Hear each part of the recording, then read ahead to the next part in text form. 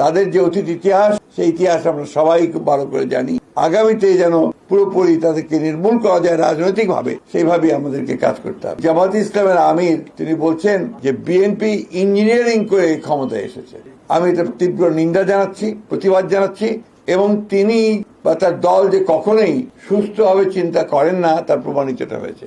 সমগ্র পৃথিবী, এই সমস্ত যারা অবজারভার এসেছিল, সমগ্র বিশ্বের সমস্ত দেশগুলো, বাংলাদেশের সমস্ত প্রতিষ্ঠানগুলো, পত্র পত্রিকা, মিডিয়া এক বাক্যে স্বীকার করেছে যে এই নির্বাচনটি ছিল এই কালের, অর্থাৎ বাংলাদেশ সৃষ্টির পর থেকে সবচেয়ে নিরপেক্ষ, অবাধ এবং সুষ্ঠু নির্বাচন। লেস অয়েল অ্যাবজর্ব করে আপনার পরিবারকে রাখে হেলদি। ফুড গ্রেড ম্যাটেরিয়ালে তৈরি যমুনা কুকওয়্যার।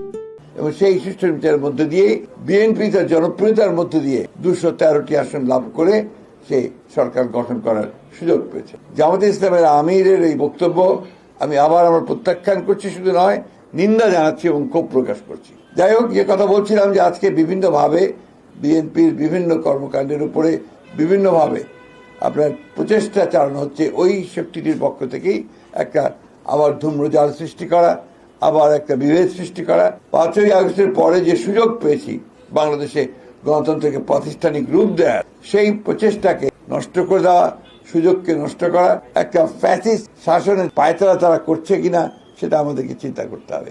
তাদের যে অতীত ইতিহাস, সেই ইতিহাস আমরা সবাই খুব ভালো করে জানি। সেই কারণেই সমগ্র জাতি অত্যন্ত সচেতনভাবে তাদেরকে প্রত্যাখ্যান করেছে, এবং আগামীতে যেন পুরোপুরি তাদেরকে নির্মূল করা যায় রাজনৈতিক ভাবে, সেইভাবে আমাদেরকে কাজ করতে হবে।